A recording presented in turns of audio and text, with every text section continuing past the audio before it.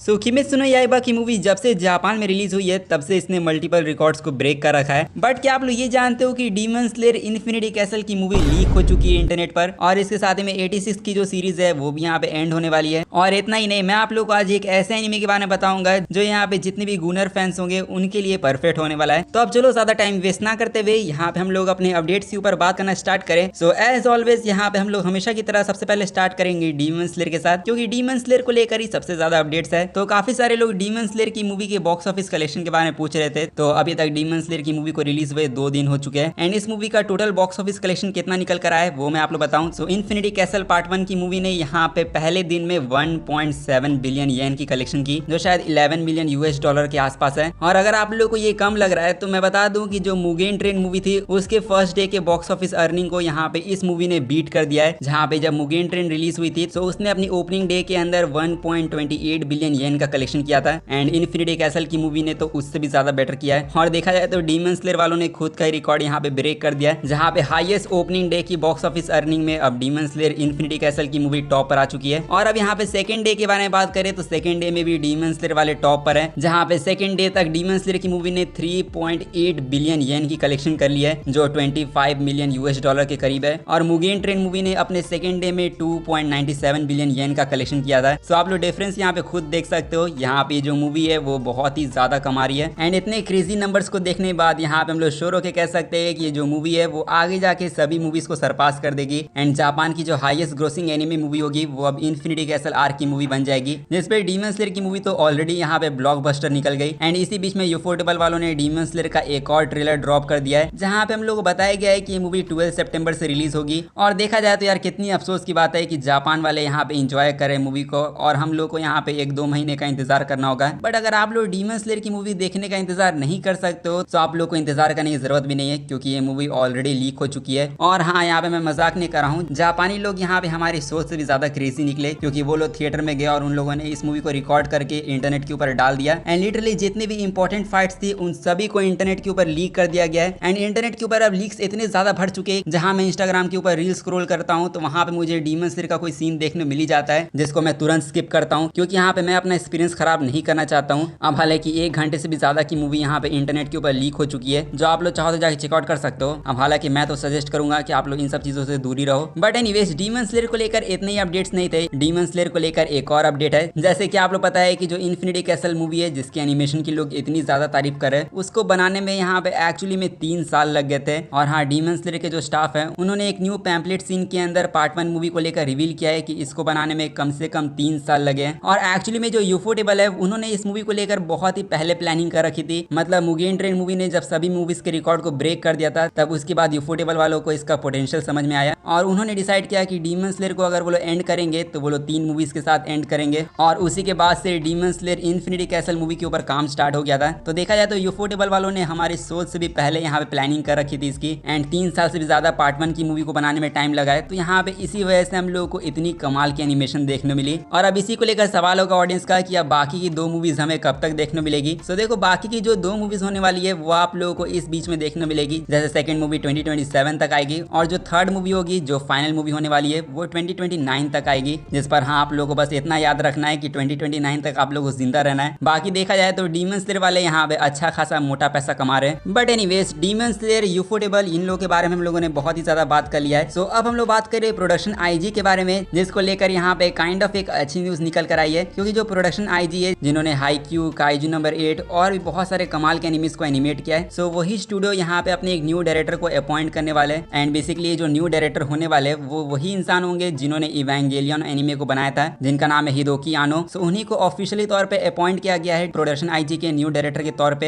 And 21 अगस्त 2025 में ये production IG को एज ए डायरेक्टर ज्वाइन करेंगे, जिसपे देख के लगता है कि अब हम लोग को प्रोडक्शन आईजी से और भी कमाल के एनिमेस देखने मिल सकते हैं। अब हालांकि एनिमे अपडेट्स के ऊपर हम लोग आगे ही बात करेंगे, बट पहले बात कर लेते हैं 86 के सीरीज के बारे में। और यहाँ पे आप लोग चिंता मत करो, यहाँ पे 86 का सीजन 2 अभी तक नहीं आया है और इसका सीजन 2 आएगा भी या नहीं उसकी भी गारंटी नहीं है। बट 86 के लाइट नॉवल को अगर आप लोग फॉलो कर रहे हो तो मैं आप लोग बताना चाहूंगा कि ये नॉवल बहुत जल्द एंड होने वाली है, क्योंकि ऑफिशियली तौर पे अनाउंसमेंट कर दी गई है कि जो 86 का लाइट नॉवल है वो यहाँ पे 10 सितंबर को अपने फाइनल आर्क के अंदर एंटर करेगा। एंड देखा जाए तो ये लाइट नॉवल 10 फरवरी 2017 से सीरियलाइज हो रही है एंड इस साल ये लाइट नॉवल अपने फाइनल आर्क के अंदर एंटर करेगी। तो हो सकता है कि आने वाले कुछ सालों में हम हम लोगों को इसकी एंडिंग भी बहुत जल्द देखने को मिल जाए, जिस पे देखो कितना ज्यादा अफसोस लगता है। यहाँ पे इसकी लाइट नॉवल भी एंड हो रही है, बट एनिमे का सीजन 2 कब आएगा उसका यहाँ पे कोई अता पता नहीं है, जिसपे गॉड से आप लोग प्रे करो कि इस एनिमे को सीजन 2 मिल जाए। बाकी यहाँ पे 86 को सीजन 2 मिले या ना मिले, बट कुछ एनिमेस को सीजन 2 मिल चुका है, जैसे यहाँ पे आई पैरी एवरीथिंग, यहाँ पे इस नाम के एनिमे को सीजन 2 मिल चुका है। और इसी के साथ अगर आप लोग लिंक क्लिक सीजन 3 का इंतजार कर रहे हो तो यहाँ पे लिंक क्लिक के सीजन 3 का भी न्यू ट्रेलर ड्रॉप हो चुका है, जहाँ पे इसके सीजन 3 के ट्रेलर के साथ कंफर्म कर दिया गया है कि यहाँ पे सीजन 3 का जो पार्ट 1 होगा वो हम लोग को 2026 में देखने मिलेगा, जिसके लिए आप लोग बेशक एक्साइटेड हो सकते हो। और अगर आप लोग को 2026 के अंदर कोई और एनिमे देखने का प्लान बना रहे हो तो इस एडल्ट रोमकॉम एनिमे को आप लोग को अपनी वॉच लिस्ट में ऐड कर लेना चाहिए, जिसका नाम है smoking behind the supermarket with you, जिसका यहाँ पे एनिमे ऑफिशियली तौर पे अनाउंस हुआ है 2026 के लिए। जिसपे देखो इस सीरीज का नाम मैं पहली बार सुन रहा हूँ, बट यहाँ पे इसकी हाइप मैंने इंटरनेट के ऊपर बहुत ही ज्यादा देखी है, सो देख के लगता है कि ये एनिमे पीक होने वाला है। बाकी यहाँ पे ऑलमोस्ट हम लोगों ने अपने सभी अपडेट्स के बारे में बात कर लिया है, तो अब हम लोग बात करें अपने लास्ट एनिमे के बारे में, जो यहाँ पे जितने भी गूनर फैंस होंगे उनके लिए ये एनिमे वर्थ वॉचिंग होने वाला है, या फिर यूं कहूँ मस्ट वॉच होगा ये आप लोगों के लिए, क्योंकि इस एनिमे की स्टोरी यहाँ पे एक आइलैंड के ऊपर फोकस होती है, जहाँ पे इस आइलैंड के ऊपर सेक्स को मैंडेटरी कर दिया गया है। और हाँ, आप लोग बिल्कुल सही सुन रहे हो, यहाँ पे इस आइलैंड के अंदर जितने भी टीनेजर्स है उनको यहाँ पे डेली रेगुलर जहाँ मन करे वहाँ पे फील्डिंग सेट कर दो एक दूसरे की, एंड जो इस लॉ को फॉलो करने से मना करेगा तो उसकी जबरदस्ती यहाँ पे फील्डिंग सेट करी जाती है। यहाँ पे इस एनिमे के अंदर लिटरली रोड पर, घर पर, यहाँ तक कि बस में, स्कूल में, हर जगह यहाँ पे लड़का लड़की एक दूसरे की फील्डिंग सेट कर रहे होते हैं। और उससे भी ज्यादा क्रेजी चीज ये है कि जो इसकी ओपनिंग सॉन्ग है वो तो यहाँ पे और ही आपका दिमाग हिला देगी, एंड उसके अलावा सबसे बड़ी बात जो इसकी एनिमेशन है वो यहाँ पे ब्लू लॉक और टीबेट से बेटर है। जहाँ पे इस एनिमे को एनिमेट किया है उसी स्टूडियो ने जिन्होंने यहाँ पे हाई स्कूल DxD को भी एनिमेट किया था, और वही स्टूडियो इस एनिमे को एनिमेट करा है। तो यहाँ पे इस एनिमे की पीक लेवल की एनिमेशन आप लोगों को देखने मिलेगी। जिस पर आप लोगों का सवाल होगा कि इस एनिमे का नाम क्या है, तो देखो इस एनिमे का नाम है नुकीताशी द एनिमेशन, एंड इसको एनिमे बोला ही क्यों जा रहा है वो मुझे समझ में नहीं आ रहा है, क्योंकि एनिमे के नाम पर मुझे लगता है ये लोग हेंटाई दिखा रहे हैं हम लोगों को, एंड टीवी के ऊपर ये लोग ऐसा एनिमे दिखाई कैसे पा रहे हैं वही सोचकर मेरे सर में दर्द हो रखा है। और अगर आप लोगों ने इस एनिमे को नहीं देखा है तो मैं आप लोग बताना चाहूंगा कि ये एनिमे बहुत ही ज्यादा वाइल्ड है। तो अगर आप लोग इस एनिमे को देखना चाहते हो तो देख सकते हो, ये आप लोगों को अनसेंसर्ड और सेंसर्ड वर्जन में देखने मिल जाएगा। बाकी इतना जो पीक लेवल का एनिमे है उसको यहाँ पे मैं तो नहीं देख पाऊंगा, क्योंकि ये एनिमे हद से ज्यादा क्रेजी है। बट आप लोग के हिसाब से क्या ये एनिमे पीक है या नहीं वो आप लोग कमेंट में जाके बता सकते हो। बाकी यहाँ पे आज की इस वीडियो को हम लोग यहीं पर एंड करते हैं। तो अगर आप लोगों को ये वीडियो अच्छा लगा है तो जाके वीडियो को लाइक कर दो, एंड साथ ही में चैनल को सब्सक्राइब कर देना ऐसी अमेजिंग कंटेंट के लिए। एंड मैं मिलूंगा आप लोगों से नेक्स्ट वीडियो में, तब तक के लिए सायोनारा एंड पीस आउट।